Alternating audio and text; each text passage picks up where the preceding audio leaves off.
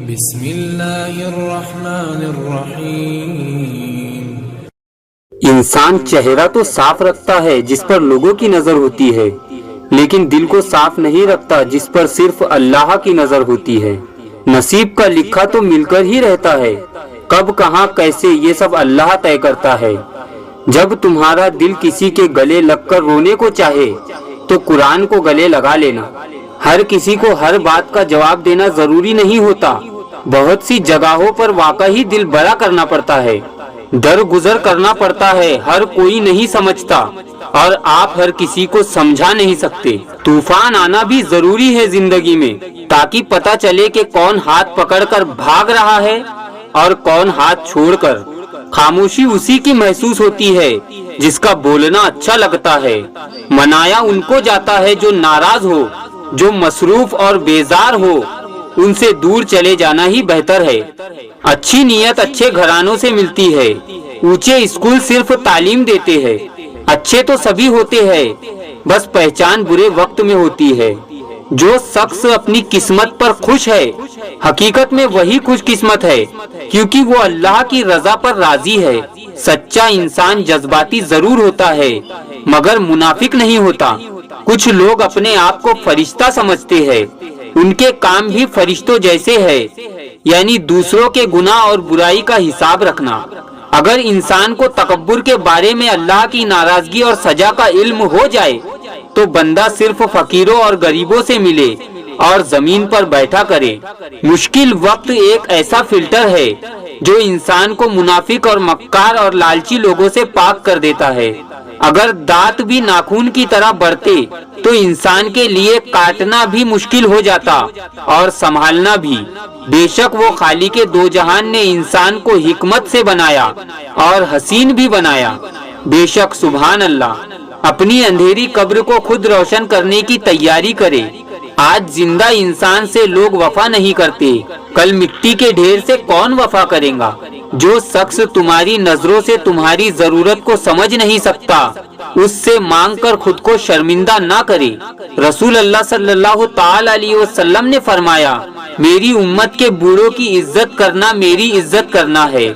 لمبی امیدوں سے دور رہا کرو، کیونکہ وہ تمہارے پاس موجود نعمتوں کو حقیر بنا دیتی ہے۔ کوئی گناہ اتنا نقصان نہیں پہنچاتا جتنا ایک مسلمان کی بے عزتی کرنا پہنچاتا ہے۔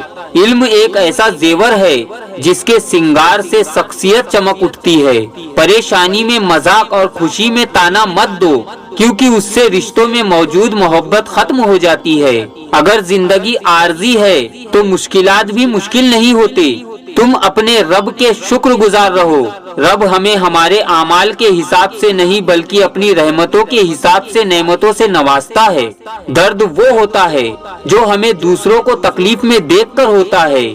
اپنا درد تو جانور بھی محسوس کرتے ہیں۔ محبت مرضی سے نہیں ہوتی، یہ کسی کو رزق کی طرح ملتی ہے اور کسی کو روک کی طرح۔ کبھی نہیں سنا کہ انسان کو اس کی عاجزی لے ڈوبی، انسان کو انسان کا تکبر لے ڈوبتا ہے۔